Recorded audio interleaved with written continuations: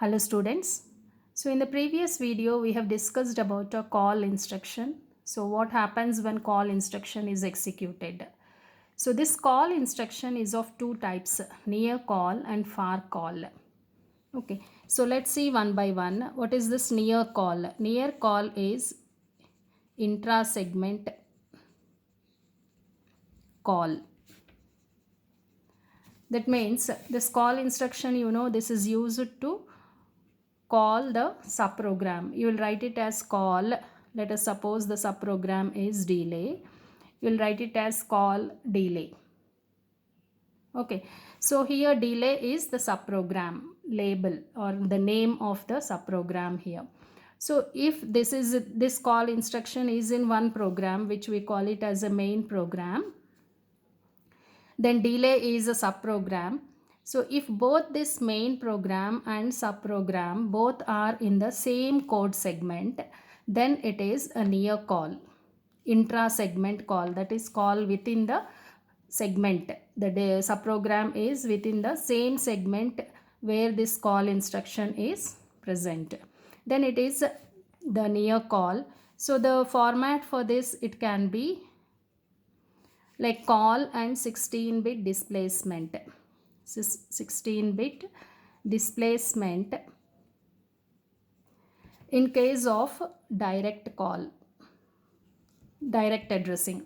If it is a direct addressing you are using for a call instruction, then this is the 16-bit displacement you specify in the instruction.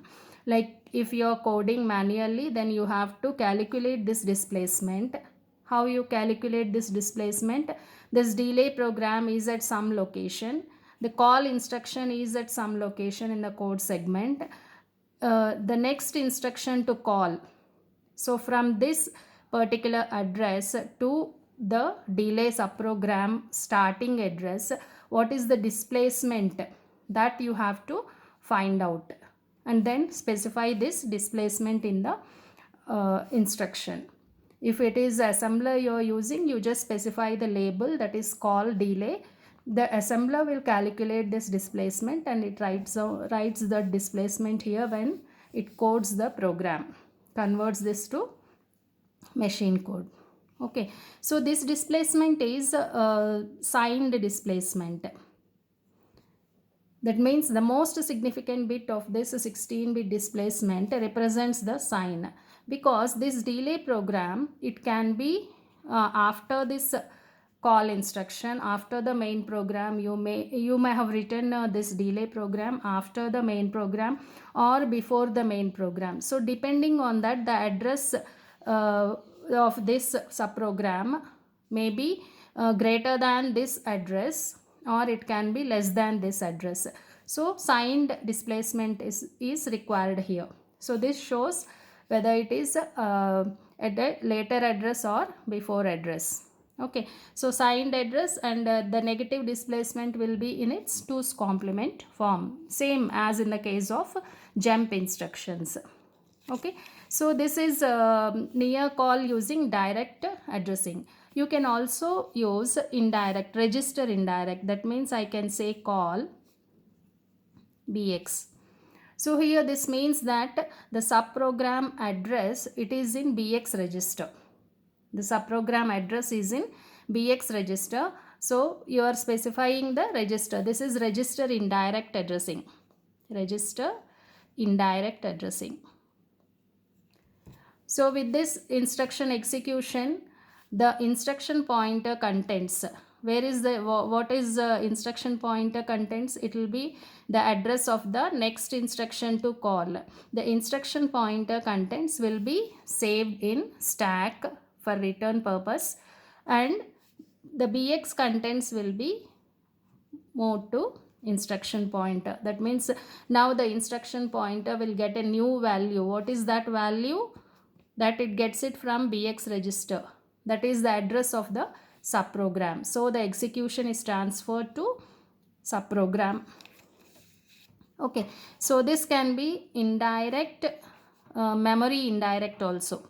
Like I can say contents of bx. So this is memory indirect addressing.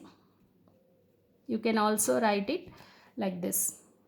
Okay, contents of bx, here you have to specify here like call word pointer of bx.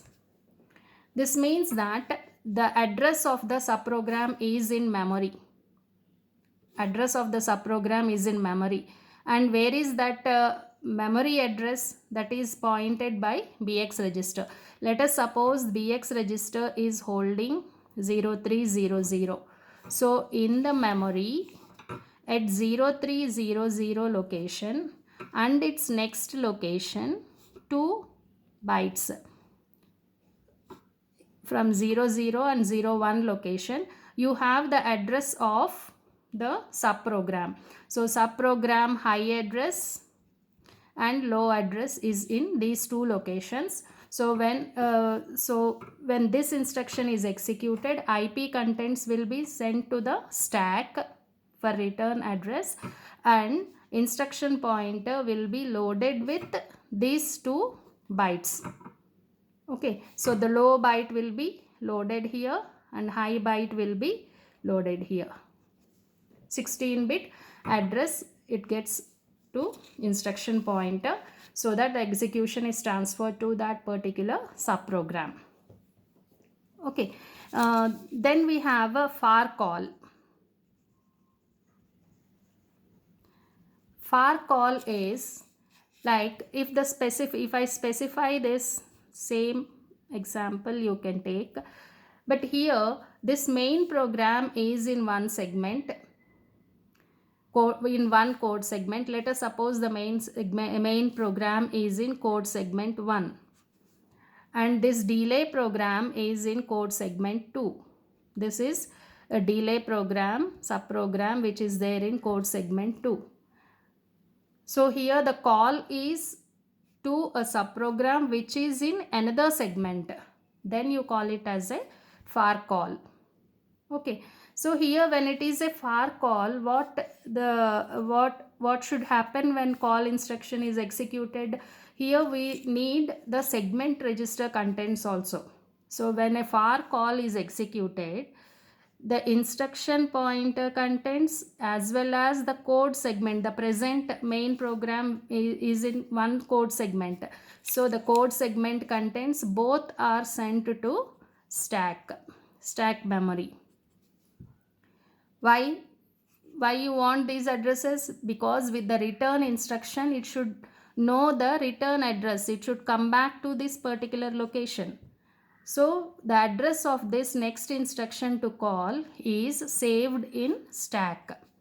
So IP contents as well as the code segment contents are saved in stack. Now to transfer the execution to the delay program, the subprogram, what must be done? Code segment must be loaded with this code segment to address, and IP must be loaded with the offset address where this delay program is present.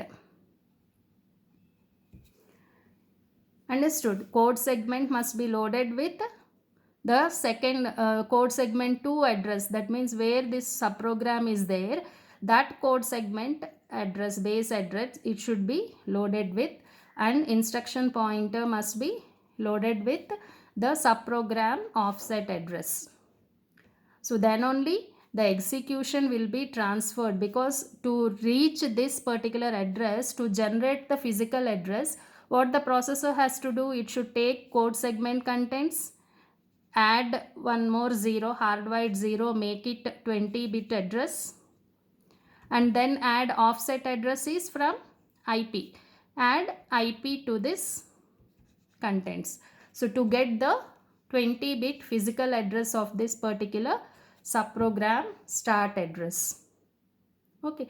So this is how the far call, when it is executed, this is what happens when it is executed. Okay. So in every subprogram, as I said, the last instruction must be returned. So even if it is a near call or for call, you are writing return instruction. The instruction mnemonic is same, return. But when you say return, if you are manually coding, return for near call opcode will be different. Return of far call opcode will be different. So from the opcode, it makes out it is a near call, near return or far return. Okay. So with the execution of far return, the processor has to get the next address to call, the return address from the stack, because this is stored in stack. IP address and CS contents are stored in stack before the execution is transferred to subprogram. So with the return instruction, so it will get these contents from the stack. So from the stack, 2 bytes are loaded to code segment register. First, the 2 bytes are loaded to code segment register, and next 2 are loaded to instruction pointer register, so that the execution is transferred to the instruction next to call. That means it returns back to the main program for further execution. So this is about call and return instructions. We'll see a program, we'll write a subprogram and call that subprogram from the main program and see how it works like in the next video.